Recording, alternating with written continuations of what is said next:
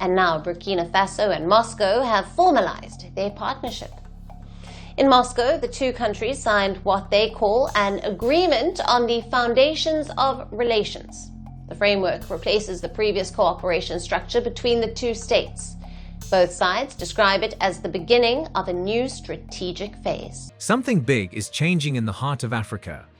It's a pivotal shift, moving an entire region away from decades of Western alignment and turning it toward Moscow. Russia and Burkina Faso have just signed a security pact that doesn't just challenge Western influence, it's designed to replace it. So what does this really mean for the future of the continent? And why is the West watching so closely? To really get what a big deal this is, you have to understand the landscape of the Sahel. For years, this vast region stretching across Africa, just south of the Sahara, has been a geopolitical battleground, trapped in a seemingly endless cycle of instability. Plagued by persistent jihadist threats, countries like Burkina Faso, Mali, and Niger have struggled to keep control. For decades, the primary foreign power here was France, the former colonial ruler, along with other Western partners. But that's all changed. A wave of popular discontent and a series of military coups have completely redrawn the map. Military juntas in Mali, Burkina Faso, and Niger seized power. But then yesterday, a military spokesperson flanked by officers took to the airwaves to announce that President Mohamed Bazoum had been removed from power. He promised to restore security in Burkina Faso.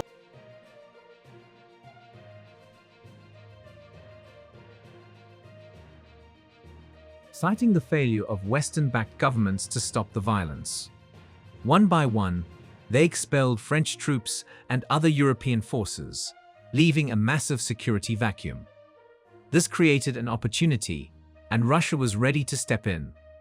On February 12, 2026, the deal was done. In Moscow, Russian Foreign Minister Sergei Lavrov and his Burkinabe counterpart, Karamoko Jean-Marie Traoré, inked what they're calling a historic new strategic partnership.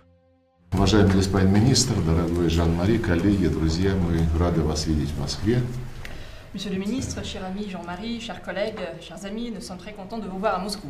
Визит организован был в самые краткие сроки, и мы очень ценим, что в развитии договоренности между нашими президентами наши друзья из Буркина-Фасо решили ускорить подписание целого ряда основополагающих документов, которые будут составлять фундамент наших дальнейших стратегических отношений. Это реальный практический вклад в реализацию тех договоренностей, которые были достигнуты между нашими руководителями, в том числе в ходе визита президента Ибрахима Траоре в Российскую Федерацию в мае в связи с торжествами по случаю 80-летия Победы в Великой Отечественной войне. Один из конкретных вопросов, которые необходимо решить, чтобы договоренности президентов выполнялись и в экономической сфере, это скорейшее начало работы межправительственной комиссии по торгово-экономическому сотрудничеству.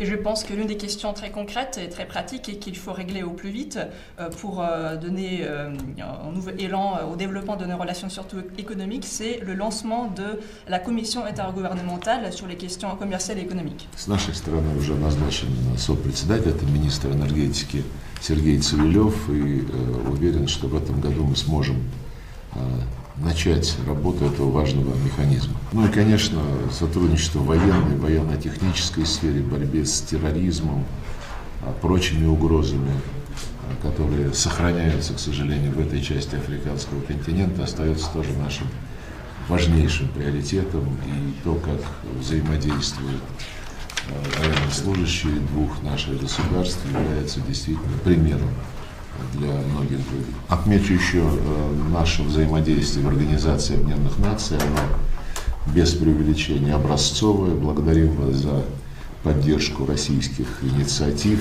нацеленных на стабилизацию международной обстановки.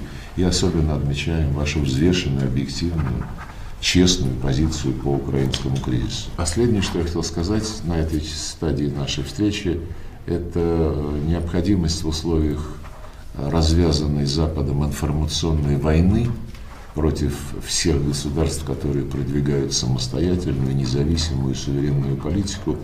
Важно наладить более тесное взаимодействие в информационной сфере. Целый ряд российских ресурсов представлены и активно работают в Буркина-Фасо, в соседних с вами странах. И мы, наверное, можем поручить нашим соответствующим коллегам наметить практические шаги с тем, чтобы эта работа велась более активно и шире позволяла доносить правду о наших подходах до мировой общественности. Полагающие соглашения, которые нам позволят начать такую большую стройку, если можно сказать. Merci, monsieur le ministre, merci pour cet accueil et surtout pour les dispositions qui ont été prises pour qu'on puisse enfin poser ces pas importants dans le cadre de la coopération entre la Russie et le Burkina Faso. Vous comprendrez que le temps de préparation de la mission en dit long sur l'importance que le président Ibrahim Traoré accorde à ces dossiers. Я думаю, что та скорость, с которой мы подписываем эти соглашения, свидетельствует о том, что наш президент Ибрагим Трауре уделяет этим досье очень большое внимание. Nous nous réjouissons de pouvoir aujourd'hui poser ces jalons qui portent essentiellement sur la signature de l'accord relatif au fondement de notre coopération, mais aussi la signature de l'accord sur les consultations intergouvernementales. Je dois dire que c'est des instruments qui sont fortement attendus à Ouagadougou. C'est une des priorités du président Ibrahim Traoré.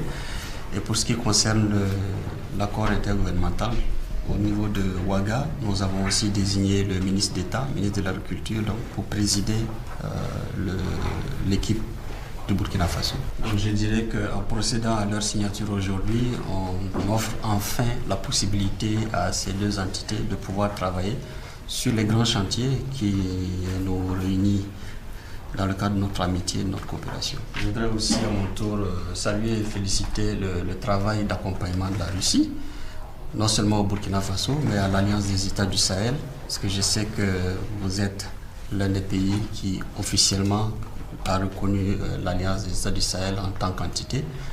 Nous avons eu notre réunion ministérielle ici, et grâce à vos bonnes diligences et au grand travail que vous avez pu faire. Je voudrais aussi saluer et surtout vous dire tout le plaisir que nous avons eu d'apprendre la responsabilisation d'un service. J'ai fait la connaissance de madame l'année dernière avec mes frères du Mali et du Niger. Pour nous, c'est un signal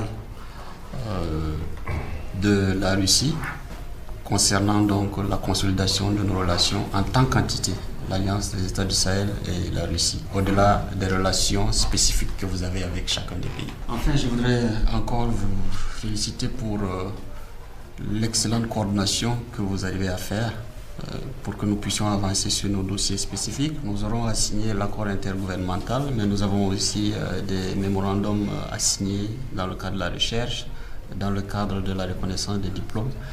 Bref, je crois que c'est des pas importants qui montrent que la coopération telle que l'ont envisagé les présidents Poutine et Traoré est en train de se mettre en place au fil des années, mais il nous reste encore beaucoup de travail à faire.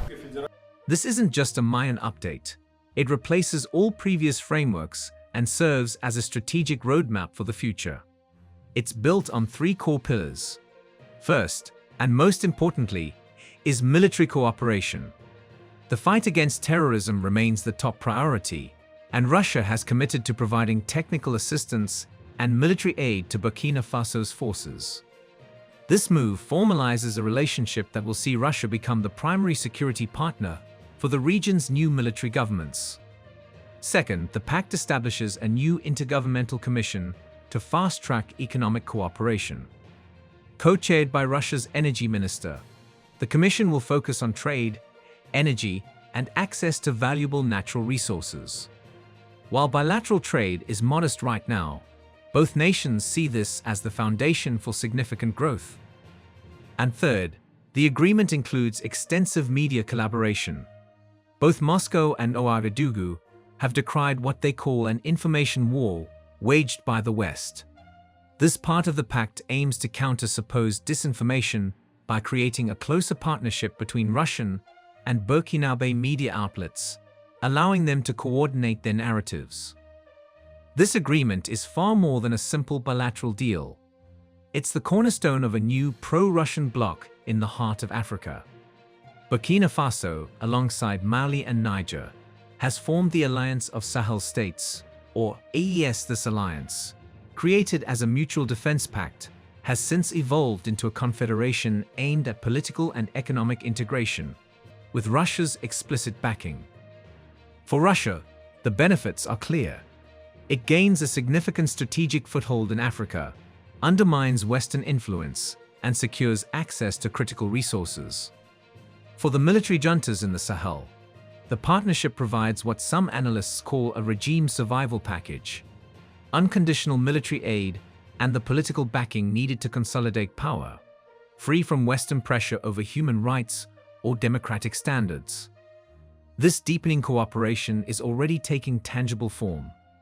Russia and the AES are discussing plans for a shared telecommunications satellite, which would grant the Sahel states encrypted communications and surveillance capabilities independent of Western infrastructure. The Russia-Sahel alliance format is now a regular fixture, with ministerial meetings solidifying coordination. In fact, Burkina Faso is the chair of the alliance for 2026, placing it at the center of this regional realignment. The pact between Russia and Burkina Faso represents a strategic transformation of the Sahel. It formalizes the shift away from the West and solidifies a new axis of power built on security assistance, economic promises, and a shared anti-Western narrative. This is Russia making bold moves on the geopolitical chessboard, reshaping alliances in a region of immense strategic importance. The key question now is what happens next. Will this new partnership bring the stability that has eluded the Sahel for so long? Or will it simply swap one foreign dependency for another? And as Russia deepens its roots in Africa, will other nations be tempted to follow suit? What are your thoughts on this major geopolitical shift? Let us know in the comments below. And if you want to stay ahead of the key global trends shaping our world, make sure to subscribe and hit that notification bell. Thanks for watching.